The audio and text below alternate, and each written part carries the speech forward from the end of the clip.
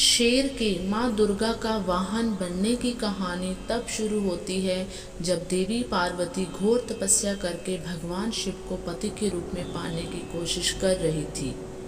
सालों तक तप करने के बाद माता पार्वती को भोले भंडारी अपनी पत्नी के रूप में अपना लेते हैं। इसी बीच तपस्या की वजह से माँ पार्वती का रंग काफ़ी काला पड़ गया था। एक दिन ऐसे ही बातचीत के दौरान भगवान शिव माँ पार्वती को काली कह देते हैं। ये बात उन्हें पसंद नहीं आती। वो नाराज होकर दोबारा तप करने के लिए चली जाती हैं। एक दिन बाद घूमते घूमते एक शेर घोर तप कर रही माँ पार्वती के पास पहुंचा। उन्हें खाने की इच्छा से वो वहां घूमता रहा। माँ को तप में लीन देखकर शेर भी वहीं इंतजार करता रहा। देवी का इंतजार करते करते सालों बीत गए। शेर माँ पार्वती के तेज की वजह से उनके पास नहीं पहुंच पाता था। कोशिश करता और असफलता हाथ लगने पर दोबारा लौटकर कोने में बैठ जाता। होते होते कई साल बीत गए। माँ के तप से खुश होकर भगवान शिव प्रकट हुए और माँ से मनचाहा वर मांगने को कहा। देवी पार्वती अपना गोरा रंग वापस चाहती हैं। भगवान ने आशीर्वाद दिया और वहाँ से चले गए। वरदान मिलते ही माँ पार्वती नहाने के लिए चली गई।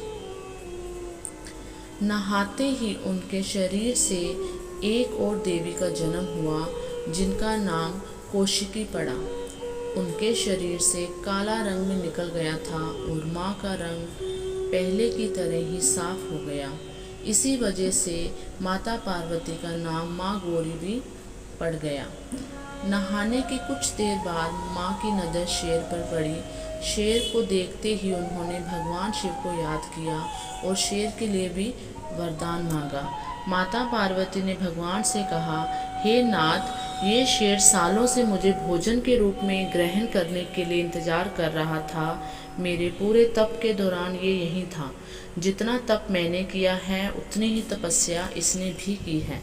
इसी वजह से अब वरदान के रूप में इस शेर को मेरी सवारी बना दीजिए। भगवान ने प्रसन्न होकर माता की बात मान ली और शेर को उनकी सवारी बना दिया। आशीर्वाद मिलने के बाद माता शेर पर सवार हो गई और तभी से उनका नाम माँ शेरावाली और दुर्गा पड़ गया। जय माता।